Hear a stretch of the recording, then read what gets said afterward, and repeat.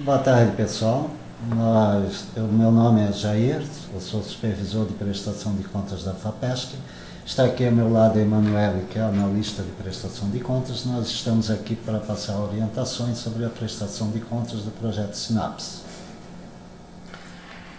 Uma das coisas que a gente deve falar, já que a nossa proposta é falar sobre prestação de contas, existem algumas regrinhas que são fundamentais que o beneficiário procure observar desde o início, quando recebe o recurso, até o momento de fazer efetivamente sua prestação de contas. Quando o beneficiário recebe o recurso, ele deve se atentar que ele deve fazer a aplicação financeira do recurso que ele está recebendo. Tá? Isso é muito importante porque, ao final, quando ele prestar conta, se a gente verificar que ele não aplicou esse recurso, ele vai ter que desembolsar do seu próprio bolso. Ele pode optar pelo tipo de aplicação que ele achar mais viável. O objeto do projeto dele, ele não pode nunca alterar. Ele até pode alterar desde que ele solicite a alteração desse objeto, especificamente falando do plano de aplicação. Vamos supor que ele solicitou uma verba para pagamento de diárias e durante o decorrer da execução do projeto ele verificou que esse recurso está mais, não vai executar todas as diárias. Ele pode gastar esse recurso que estava destinado para diárias em outro item do plano de trabalho dele? Pode sim, desde que ele faça uma solicitação por escrito à FAPESC com antecedência. Ele não pode fazer o gasto e depois pedir o remanejamento de recursos que a gente diz. Ele tem que fazer essa solicitação antes da realização da tal despesa. Eu vou passar a palavra aqui para Manuel dar continuidade. E à medida que a gente faz uma espécie de ping-pong aqui. Um fala um pouco, outro fala um pouco, para não se tornar muito monótono. Então, outras regras gerais, além da questão da aplicação, que é super importante, que o Jair ressaltou, qualquer alteração que precisar ser feita no plano de trabalho, inclusão de membro da equipe, alteração orçamentária, sempre comunicar a FAPESC via plataforma, somente após a autorização da FAPESC, aí sim que esse gasto pode ser efetuado. Além disso, os pagamentos efetuados devem ser diretamente ao credor, tá? Via transferência eletrônica, tá? As contas novas abertas pela FAPESC, elas não funcionam mais com a função débito nem crédito, então exclusivamente transferência eletrônica. Tem a possibilidade de ressarcimento em casos excepcionais, que mais para frente a gente vai estar falando a respeito desses... Eu poderia complementar, Emanuel, assim, esses casos excepcionais de ressarcimento, suponhamos que o beneficiário assinou o termo de subvenção econômica com a FAPESC, esse termo de subvenção foi publicado no Diário Oficial e a FAPESC atrasou o repasse do recurso. Porém, ele tem despesas que são inadiáveis e não pode deixar para trás. Ele pode efetuar essa despesa sem ter recebido o recurso da FAPESC? Pode. Se o fornecedor vai esperar a FAPESC liberar o recurso para receber, ou se não, não tem problema. Se ele tiver outra fonte de recurso que ele possa cobrir essa despesa, ele pode pagar com outra fonte de recurso e após a liberação do recurso da FAPESC, ele fazer o ressarcimento, sem problema nenhum. E todo esse ressarcimento devidamente comprovado, né? Vamos supor, teve ali um pagamento com cartão de crédito, né, de um dos coordenadores do projeto. Então ali apresenta na prestação de contas a fatura do cartão de crédito que comprova que houve esse pagamento, né? E ali posteriormente aquela transferência bancária da conta do projeto para a conta da pessoa que fez esse pagamento antecipado. Além disso, como a gente já tinha ressaltado, né, submeter a apreciação da FAPESC qualquer alteração, né, que seja feita no decorrer do projeto e comprovar também os valores da contrapartida econômica mensurável. Aproveitando para ressaltar que nesse edital, né, a contrapartida ela é econômica, exclusivamente econômica, e ela tem um mínimo de 5%. né? Mais para frente a gente vai estar falando a respeito da contrapartida econômica, mas atenção para essa exclusividade. Pode, se quiser até comprovar um pouco além do que está previsto, pode, só que não pode comprovar aquém do que estava previsto, aquém desses 5%. E esse 5% é do valor que é repassado pela FAPESC. Esse valor repassado pela FAPESC, existem projetos que eles têm uma cota de bolsa. Então, essa bolsa, o valor correspondente a essa bolsa, a FAPESC não vai repassar ao beneficiário. A FAPESC vai pagar diretamente na conta do bolsista. Então, se o projeto está lá, suponhamos que o projeto seja de R$100.000, mas tem uma cota de bolsa de 10 mil, a FAPESC só irá repassar para a conta do beneficiário 90 mil, porque esses 10 mil de bolsa a FAPESC vai pagar diretamente na conta do bolsista. Frisando que esse bolsista não pode ter nenhuma outra vínculo com o projeto ou com a empresa, receber nenhuma outra forma de recurso, muito menos outra bolsa. Isso caracterizaria duplicidade e, se acontecer algum caso desse, vai ter que ser devolvido esse recurso. E, além disso, a comprovação dessas bolsas, né, vai ser através de um relatório semestral, né, e vai ser também submetido via plataforma para o coordenador de projetos da FAPESC desse edital, que é o Vitor. Vamos falar agora de uma parte bem importante, né, Jair, que é dos itens não financiáveis. Que eu acredito que aqui seja uma das partes mais importantes de todo o decorrer da execução financeira do projeto. Bom, esses itens não financiáveis são as despesas propriamente ditas de capital, que é aquelas despesas com aquisição de máquinas, equipamentos, etc., mobiliário, construção civil, nada disso a FAPESC financia. Também tem o pagamento de combustível, isso aí não é financiável. Tá? Salário e complementação salarial do pessoal técnico ou administrativo de alguém que faça parte de instituições públicas, seja a nível federal, estadual, municipal, ninguém pode receber recurso a título de salários nesse projeto. E despesas com publicidade também a FAPESC veda. Além disso, também a questão das taxas, né, multas com remarcação, cancelamento de passagens aéreas, né, que é um dos itens previstos nesse edital. Isso também tem que ser arcado pela própria empresa, não pode ser arcado com recurso da FAPESC. Principalmente quando existe algum evento que é comum o pessoal trazer palestrante de fora.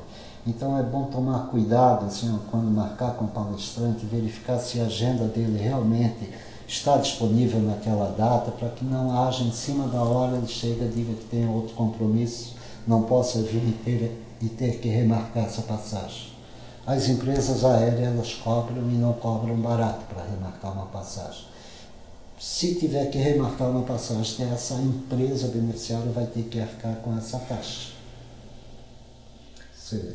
Agora vamos falar sobre a questão da execução financeira, né? A gente já falou sobre os itens não financiáveis e agora sobre os itens financiáveis. A gente vai procurar falar assim um pouco mais explicado dos itens, né? Para que todos entendam a forma de comprovação, né?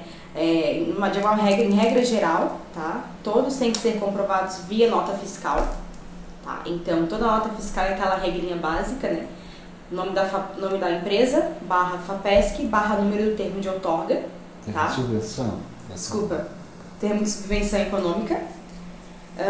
Também tem que ter a descrição dos materiais ou dos serviços adquiridos, ela tem que estar bem explicativa, tá? Caso não caiba a menção do nome da FAPESC, do termo de subvenção ali na razão social, pode acrescentar no corpo da nota fiscal, nas informações adicionais, mas tem que ter em algum lugar, tem que haver essa menção. Vamos supor se o fornecedor do produto esqueceu de acrescentar esses dados na nota fiscal. O que eu devo fazer? Solicito uma carta de correção, tá? Acrescentando essas informações. Esse é um procedimento bem comum, tá? As empresas estão super acostumadas a fazer e, no mais, apresentando essa carta de correção não tem problema. É bom lembrar que quando aconteceu um caso desse do fornecedor preencher a nota incompleta, não colocar o nome do beneficiário, o termo de subvenção, muitas pessoas têm o hábito de, vou acrescentar aqui. Isso se caracteriza como adulteração de um documento. Então, jamais acrescente algum dado na nota fiscal. Se verificar que a nota fiscal está incompleta, volte no seu fornecedor e peça para ele acrescentar, ou, em último caso, peça essa carta de correção. Que essa carta de correção existe, é um documento hábil e válido, o fisco, todo comerciante tem essa carta de correção, não tem problema nenhum fornecer. Além disso, junto da nota fiscal também apresentar o comprovante de pagamento, porque a nota fiscal é parte da comprovação da despesa, mas também tem que ter o comprovante de pagamento, que nesse caso são as transferências eletrônicas ou, nos casos dos ressarcimentos, aqueles outros documentos que nós já mencionamos, fatura do cartão de crédito, comprovante ali do posterior ressarcimento, né, para a conta da pessoa que fez esse pagamento, mas o comprovante de pagamento é tão importante quanto a apresentação da nota fiscal. Um não substitui o outro, os dois são complementares e os dois são solicitados nas prestações de contas. Além disso, também a gente pede que as notas fiscais elas tenham uma certificação do recebimento. O que é certificação? É um modelo, a gente até um modelo que a gente disponibiliza no site da FAPESC, tem um guia de execução de prestações de contas, tá? Que depois a gente vai mostrar o modelo na tela dessa certificação, tá? E o que deve ser feito ali na certificação? Certificar que na própria nota fiscal, na primeira via da nota fiscal, que o serviço ou o produto foi entregue na data, informar a data que foi de fato prestado ou o produto entregue e a rubrica do coordenador de projeto. Agora ali a questão das bolsas, né? Como a gente já tinha mencionado, né, Jair? A questão exatamente. Sobre o SIG-RH, o pagamento vai ser efetuado direto ali pelo SIG-RH para a conta do bolsista. Não tem que ter a prestação de contas financeira, só a técnica, e a técnica vai ser via plataforma para o coordenador de projeto da FAPESC, que vai ser semestral. Bom, diárias é outro item também financiável. E quando é que acontece diária? Diária só pode ser pago para pessoas que participam da equipe do projeto. Tá? Então, diária, infelizmente o valor não é muito satisfatório, porque a gente segue o equivalente à tabela que o Estado usa para pagamento de diária de servidores. E diária é pago por 24 horas. Cada 24 horas decorrente de viagem, o cidadão tem direito a uma diária. Quando que acontece o pagamento de meia diária? Suponhamos que o cidadão viajou, saiu de Florianópolis, foi a Blumenau. Ficou 3 dias. Então a previsão de saída dele era, vamos supor, hoje, dia 12, às 15 horas. Só que em vez dele voltar dia 15, às 15 horas, ele voltou às 21 horas. Então, esse intervalo que teve das 15 horas até as 21 horas, deu 6 horas a mais. Esse aí dá direito a meia diária, porque quando ultrapassa 4 horas, ele já tem direito a meia diárias. De 4 até 12 horas, ele tem direito a meia diária. Se passar de 12 horas, aí ele já tem direito a uma diária cheia. Para comprovar também as diárias, né, Jair, tem ser preenchido o formulário de declaração de diárias, que está disponível no site da FAPESC, na aba Manuais e Formulários, tá? Como já mencionado pelo Jair, o valor da diária é um valor tabelado pelo Estado, né, com exceção das capitais Rio de Janeiro, São Paulo e Brasília, que o valor é de R$ 191,25. Acresce 25% no valor da diária.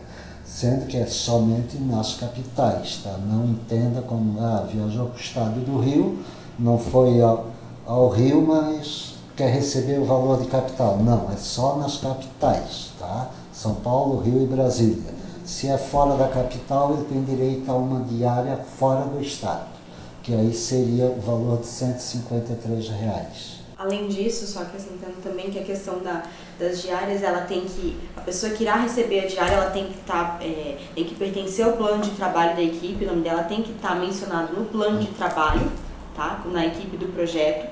Caso não haja caso essa pessoa não esteja relacionada nessa equipe, tem que ter a inclusão também via plataforma FAPESC, a solicitação, e depois da autorização da FAPESC, aí sim pode haver o pagamento dessa diária. Tá? E também a gente recomenda que o pagamento da transferência do valor da diária para a pessoa que vai fazer a viagem seja até 2 dias. Seja pago antecipadamente.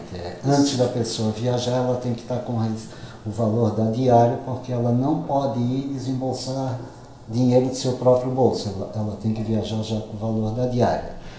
E só reforçando um pouquinho a diária, assim, ó, a pessoa vai viajar daqui, vamos ao mesmo exemplo, Blumenau, vai ficar 3 dias lá.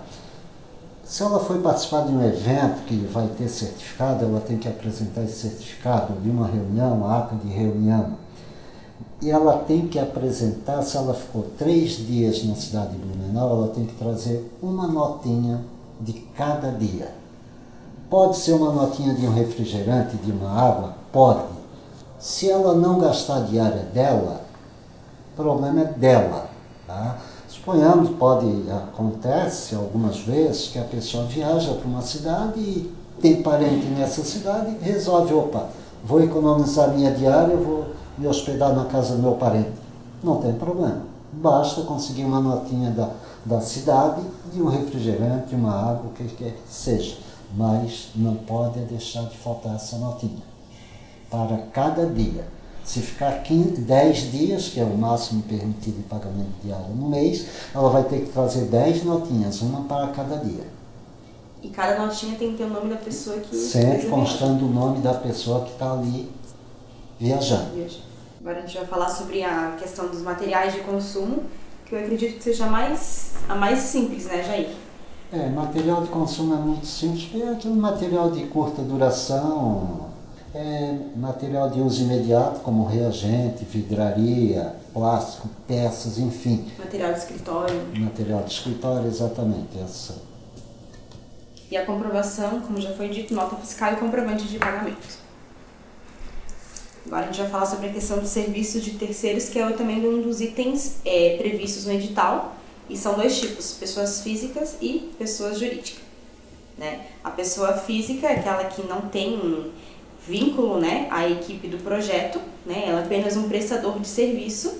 E como é que ela vai comprovar ali aquela despesa? Nota fiscal emitida pela prefeitura, né? E tem que pagar o valor líquido da nota fiscal, devendo recolher os tributos incidentes, a empresa beneficiária. Agora, para a pessoa jurídica, que são empresas, o pagamento também é via nota fiscal, a mesma forma, um pagamento líquido. A responsabilidade sempre é do beneficiário, de recolher tributos. Se incidir algum tributo, como o imposto de renda, ISS, qualquer outro tributo incide dentro sobre essa nota fiscal, o beneficiário que deverá recolher, ele tem a obrigação de recolher. Tá? Então, a responsabilidade é dele, mas o procedimento é o mesmo, através da nota fiscal. E essa nota fiscal da pessoa física tem que ser do município residente da pessoa, né? Exatamente. Agora a questão das passagens aéreas e terrestres, né? As passagens aéreas, elas têm 2 formas de compras, elas podem ser divididas de 2 formas. Uma via agência de turismo, né? Que aí ela vai ser comprovada com a fatura ali, que vai estar ali também com aqueles dados, nome da empresa beneficiária, FAPESC, termo de subvenção. Ali a própria fatura ela também tem que descrever as informações sobre as passagens compradas, como trajeto, data, nome do passageiro. E além disso, essa fatura também tem que ser certificada como se fosse uma nota fiscal, né? E também tem que ser acrescentado também os bilhetes de embarque. Aliás, os bilhetes de embarque são um dos componentes mais importantes para comprovar as passagens aéreas. É bom lembrar que, às vezes, quando se tratar de passagem aérea, às vezes é um palestrante que veio para dar uma palestra, qualquer coisa. Então, nem sempre vai ter o bilhete de embarque do retorno dele. Então, o que geralmente a gente pede? Uma cópia. Antes dele embarcar, pode ser via celular, tira uma cópia do bilhete de embarque ali e manda para a empresa beneficiária. A gente sabe que hoje em dia... Sendo que a vinda, claro, a vinda ele teria que entregar o original. A princípio, o que vale é o original, mas no caso, quando se trata de um palestrante que está retornando para a sua cidade de origem, aí o bilhete de embarque pode ser Até para evitar, porque muitas vezes esses palestrantes eles têm uma série de eventos, de compromissos e nem sempre eles se lembram, ao chegar em sua cidade de destino, se lembrar de, tem que mandar o bilhete de embarque de volta. Então, para se garantir, é recomendável solicitar para ele que bata uma foto do bilhete de embarque e já deixe de retorno e já deixe como beneficiário aqui para juntar a fatura. E hoje em dia também tem aqueles outros bilhetes de embarque, na realidade, eletrônicos, né, tickets, eles também são válidos, mas tudo tem que estar devidamente comprovado. Tem que ser algo que comprove o embarque que a companhia aérea emite, que hoje em dia tem esses meios eletrônicos atualizados. Da mesma forma também, em relação às passagens terrestres, é um meio de comprovação um pouco mais simples, a pessoa só comprova ali o bilhete de passagem mesmo, da passagem rodoviária. O nome da pessoa que vai fazer a viagem. No caso de passagem terrestre, dificilmente vai constar o nome da pessoa que viajou. Nesse caso, quando a passagem for comprada diretamente na agência, a gente solicita que peça ali para a agência, ali no balcão da rodoviária, para emitir um recibozinho no nome da pessoa. Agora em relação às despesas no todo, né? Assim, aos itens de despesas aceitos nesse edital, acho que a gente deu uma pincelada assim em âmbito geral, né? E como a gente já ressaltou, os documentos comprobatórios para despesas são notas fiscais, as faturas só para as empresas isentas de emissão de nota fiscal, tem que ter o preenchimento correto, como já ressaltado pelo Jair, sem rasura, todos têm que ter certificados. Se o documento for menor que folha 4, o que faz? Cola numa folha 4, porque depois quando eles forem entregues, quando essa documentação for entregue para a FAPESC, ela vai ser protocolada, vai ser autuada em um processo, então para que não haja, um risco de extravio, até para que a documentação ela fique mais organizada, que seja colada em folha 4, sem grampo, tudo que for, que tiver que ser afixado, evitar grampo, evitar clipe, sempre com cola, né, de uma forma assim que dê uma melhor organização. A gente já falou também sobre a questão da rasura, né, Jair? Exatamente. Que a rasura ela significa uma alteração do documento e não deve existir. Exato, senão a pessoa corre o risco até de ser solicitado um estorno, né, um valor da devolução daquele dinheiro da nota fiscal rasurada. A gente também tem um modelo de certificação que ele quer passar na tela, um modelo de certificação que ele está disponível no guia de execução de prestação de contas. Esse guia está disponível no site da FAPESC. Também vai ficar disponível na apresentação em PowerPoint que a gente vai disponibilizar. E caso a pessoa tenha interesse, são muitas despesas, ou são mais parcelas, como é o caso do Sinapse, pode fazer um carimbo, mandar fazer um carimbo, né, com esse modelo e ela vai, aos poucos, vai carimbando nas notas fiscais. Caso ela não queira fazer esse carimbo, gastar com esse carimbo, ela pode fazer manualmente mesmo, escrever. Mas pelo menos que apareça as informações que estão ali no modelo do carimbo. E aí, de uma regra geral, então, o que precisa para entregar a prestação de contas para a FAPESC? Primeiro, a prestação de contas ela tem que ser feita via plataforma e também fisicamente. A documentação física, no mais, que compõe essa documentação física? Ofício de encaminhamento com os dados do projeto, devidamente assinado. Caso haja alguma situação que aconteceu no decorrer do projeto que você acha interessante estar informando na prestação de contas, informa nesse ofício, tá? O balancete de prestação de contas, o TC28, que é um documento, que é um formulário, que a gente vai estar falando um pouco mais dele mais para frente, que ele é um documento que precisa de atenção para ser preenchido. Ele tem algumas regrinhas básicas que a gente vai estar explicando. Os extratos bancários, né, Jair, da conta corrente, da conta aplicação. Sobre os extratos bancários da conta corrente da aplicação, é bom haver um certo acompanhamento para que no final não perca tempo, tenha que se dirigir ao banco, às vezes solicitar extrato, pagar taxas, coisas parecidas. O ideal é, tendo em vista que os projetos, a maioria são tudo no prazo de um ano, ser executado em um ano, então o ideal seria o quê? Fazer o quê? Mês a mês a pessoa ir no banco e pegar um extrato do mês. Terminou o mês, Hoje, amanhã, vai no banco, pega o extrato do mês anterior, tanto da conta corrente como da aplicação.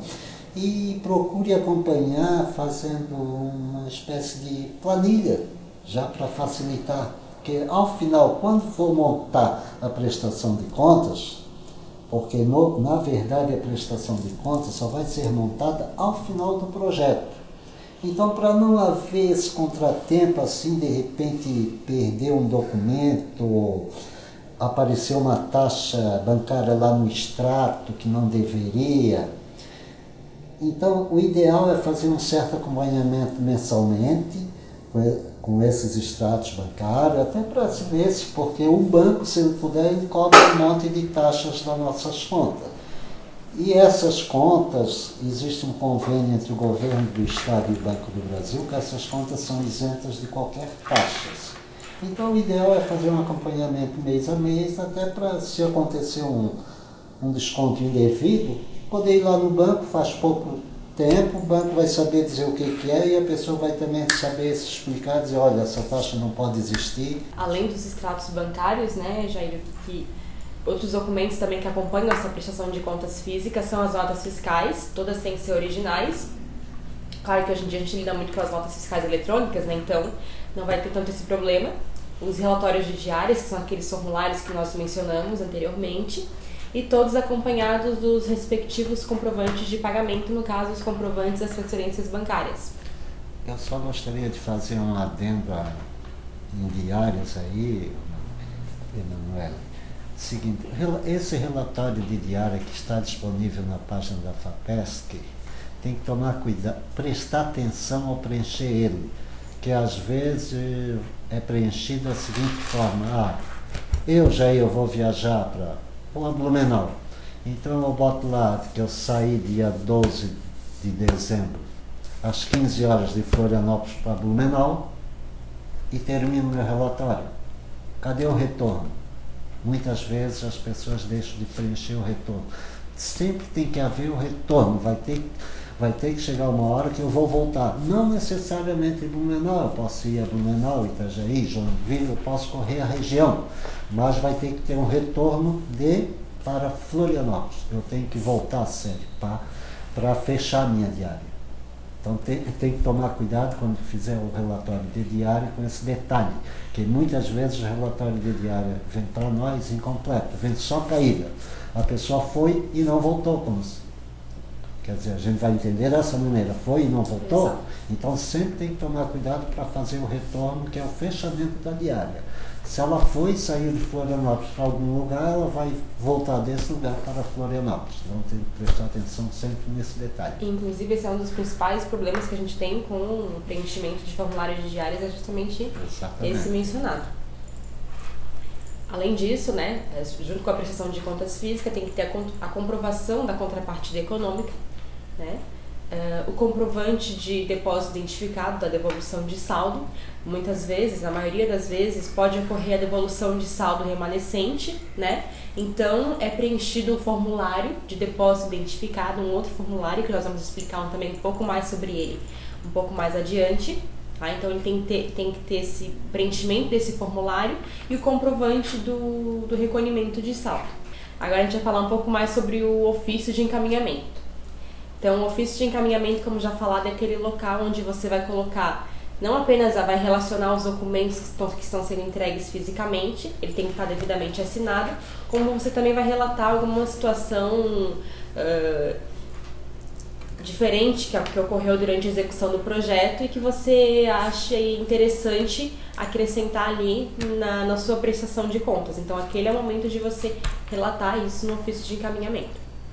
Agora é o balancete de prestação de contas, né, Esse balancete de prestação de contas, ele se encontra disponível lá na página da FAPESC. Tem que tomar cuidado que não é aquele modelo que está lá na plataforma. Aquele lá da plataforma é a prestação de contas online que as pessoas vão fazer. Esse balancete que nós estamos falando aqui de prestação de contas é o que você vai encaminhar fisicamente junto com toda a documentação. Esse você encontra na página da FAPESC, você acessando a página da FAPESC, lá você vai em manuais e formulários, que lá está esse balancete Ele tem que ser preenchido ali, para depois ser impresso, para acompanhar toda a documentação física. Tem alguns dados que, para preenchimento desse balancete, alguns cuidados que são recomendados, né? Que sempre preencher na versão do Explorer 6, né? 7 ou versões superiores. No Mozilla também 4, versão 4 ou versões superiores. Também é possível que se preencha no Google Chrome, tá? E além disso tem alguns códigos que quando você for acessar o balancete você vai ver que tem alguns códigos que ele vai solicitar a você. Quais são esses códigos? O órgão / unidade orçamentária. Esses dados eles estão disponíveis no guia de execução de prestação de contas, tá? Mas a princípio sempre o órgão, né, / unidade orçamentária será 270024, que são códigos financeiros, mas que sem eles você não consegue acessar o seu balancete. O código gestão será sempre 0001. O número da nota de liquidação, esse dado, né, Jair, da nota de liquidação, você vai conseguir ele de duas formas. Ou você acessa a plataforma FAPESC, ali em prestação de contas, e você vai conseguir obter esse dado. Ou se você também não conseguir essa informação por ali, você também pode acessar uma página que nós vamos disponibilizar posteriormente na nossa apresentação em PowerPoint, onde você vai consultar ali pelo CNPJ da empresa e você vai conseguir obter o número da nota de liquidação, que nós também chamamos de NL, de uma forma mais abreviada. Mas geralmente, quando a FAPESC libera o recurso, o coordenador desse projeto na FAPESC, que é o Vitor, ele envia um e-mail para a empresa beneficiária, onde tem esses dados, tem o número da NL, o ano, tudo direitinho. Tá? Isso pode ser consultado nesse e-mail também. Além disso, no momento de preenchimento, quando abrir a tela ali do formulário, né, para vocês preencherem, passado essa etapa ali de preenchimento dos códigos financeiros, tem alguns outros detalhes assim importantes. Ali vai ter um campo de histórico, onde você vai preencher ali as despesas que foram efetuadas, uma a uma, né? Então, como é que você vai relacionar ali no histórico? O nome da empresa, tracinho o produto que foi comprado, ou serviço que foi contratado, tracinho FAPESC, ou FP de FAPESC. Da mesma forma com a contrapartida. O nome da empresa, tracinho o que foi, enfim, contratado, tracinho CP, contrapartida, tá? Salientando que a Emanuela está falando o nome da empresa, tomar cuidado que ali não é o nome da empresa beneficiária que recebeu o recurso, mas sim o nome do fornecedor, daquele fornecedor que forneceu o material para você ou prestou serviço. Tá? Um outro detalhe que é bem importante, que esse formulário, quando ele é aberto, ele dá um prazo máximo para que você preencha, e passado esse prazo, que são alguns minutos, algumas horas, ele fecha, ele não salva nenhuma informação, ou também não tem a possibilidade de você inserir nem excluir nenhuma linha. Então, o que a gente recomenda? Ali, voltando um pouquinho naquela parte onde você vai preencher ali os códigos financeiros, vai pedir ali uma quantidade de documentos comprobatórios. Você pode colocar bem acima da real quantidade, pode colocar 200, 300 ou até o número máximo, que é 999. Por quê? Porque ele vai dar muito mais tempo para você preencher, tá? Se precisar de mais alguma linha que você verifica, mas tinha que ter mais alguma outra despesa que eu tinha que inserir ali, vai ter essa linha, aliás, vai ter muito mais linhas do que você vai precisar. E quando você terminar de preencher o formulário e você for imprimir, for gerar esse formulário, essas linhas que ficaram vazias, elas vão automaticamente serem excluídas. Então, é um macete que a gente acaba... Como a Emanuela está falando, lá atrás, quando você inserir os códigos financeiros ali, que pede essa quantidade de documentos comprobatórios, suponhamos que você tenha 50 notas fiscais para inserir no balancete. Então você pode colocar 100, 200, porque esse número é que vai definir o tempo que você vai ter aquele sistema aberto para inserir essas informações. Tá? Que aí a hora que você preencher esses dados financeiros, e botar a quantidade de documentos ali, vai ter uma célulazinha que diz inserir. Aí quando você insere, ele abre o outro formulário, que é exatamente para você digitar as informações. Sendo que essas informações, elas devem ser digitalizadas linha após linha, sem nenhum intervalo de linha em branco, Porque se você deixar alguma linha em branco, a hora que você mandar imprimir, a hora que o sistema encontrar uma linha em branco, ele vai entender que não existe mais informação nenhuma. Então ele exclui todas as demais. Assim como as linhas vazias. A hora que você mandar imprimir, as linhas que estão abaixo vazias, ele vai eliminar todas na hora da impressão. Outra informação também importante ali no titular da unidade gestora. Acabando de preencher esse campo do histórico um pouco, no final desse formulário vão ter 3 campos, que é a data, que você vai preencher a cidade e a data, o titular da unidade gestora e o contador. No campo do titular da unidade gestora é o nome do coordenador do projeto. E o contador é o nome do contador do projeto, tá? Depois que você imprimir esse balancete, ele tem que ser assinado, tá? E carimbado também pelo contador do projeto. Agora, em relação ao extrato, né, Jair, da conta bancária e da conta aplicação, como foi mencionado, sempre procure mês a mês, pegar esse extrato no banco, até para dar uma conferida e verificar se não realmente o banco não cobrou nenhuma taxa extra lá que não pode ser cobrada, tarifa, qualquer coisa, entendeu? Então, por isso é bom sempre pegar esse extrato mensalmente, não esperar para o final do projeto ir lá no banco e quero o extrato dos 12 meses. Não, aí é meio complicado, às vezes se perde.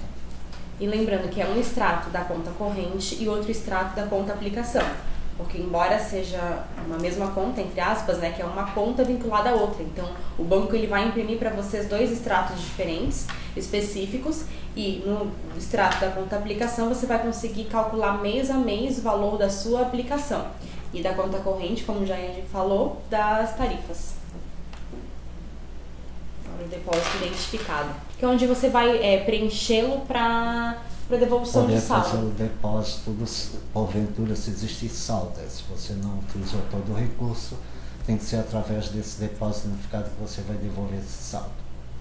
Ele é acessível no site da FAPESC, também na aba Manuais e Formulários, tá? Ele é um link disponibilizado pela Secretaria da Fazenda, e ali você também vai preenchê-lo, vai informar ali a ANL, a qual se refere essa devolução, tá? E sem ele você não vai conseguir fazer essa transferência para a FAPESC, porque ela vai para uma conta do Tesouro, então você vai precisar preencher esse depósito identificado. Ele é como se fosse uma guia de devolução, e só com essa guia você vai conseguir fazer a devolução para a FAPESC. Agora, em relação à contrapartida, o Jair vai explicar. A contrapartida, como foi falado, é de 5%, sendo que toda a documentação referente à contrapartida, você poderá apresentar cópia das notas. Somente a contrapartida que você pode apresentar cópias da nota, que as originais vão ficar na contabilidade da empresa. Então, caso agora, quando for recurso da FAPESC, aí sim, as notas terão que ser as originais. Agora, se referir à contrapartida, vai ser cópia da nota fiscal que você vai juntar, encaminhar fisicamente para a FAPESC. E, além disso, em relação se for uma contrapartida econômica de salários e encargos, por exemplo, você vai ter que apresentar uma declaração, né, emitida pelo Recursos Humanos da empresa, né, Jair? Como são empresas que estão iniciando suas atividades, muitas vezes, ela não tem um departamento de recursos humanos. Então, nesse caso, o que vai ter que ser? Ou, se tiver o holerite do funcionário, pode ser cópia do holerite com uma declaração dizendo quantas horas esse funcionário se dedicou ao projeto e o valor correspondente. Tá? Sendo que, se houver contratação de funcionários para execução do projeto, todos os direitos deles que estão sendo pagos é por conta do projeto, só não pode pagar hora extra e gratificações, mas tudo que for FGTS e INSS, a carga tributária que incidir ali sobre a folha de pagamento, pode ser pago com recursos do projeto, e inclusive depois, ao final do projeto, se acontecer de demitir esse funcionário, a própria rescisão pode ser paga ali com dinheiro do projeto, se o mesmo foi contratado especificamente para desenvolvimento do projeto. Bom, a gente vai disponibilizar também nessa apresentação os nossos contatos, né, da nossa equipe de prestação de contas, da supervisão, da nossa gerência também. E nós desejamos uma boa pesquisa. Boa execução do projeto e A gente, como a Emanuela acabou de dizer, está disponível na página a nossa equipe ali, com nossos telefones, qualquer um pode telefonar, tirar qualquer dúvida que tenha, que ligue bastante para a gente para tirar as dúvidas. Não fique na dúvida. Se tiver dúvida, ligue para a gente, que a gente está lá para orientar da melhor maneira possível, ajudá-los, e para evitar que depois a gente tenha que mandar a prestação de contas de vocês de volta. Então, se tiver qualquer dúvida, nos ligue. Para nós é o maior prazer que vocês liguem para tirar as dúvidas.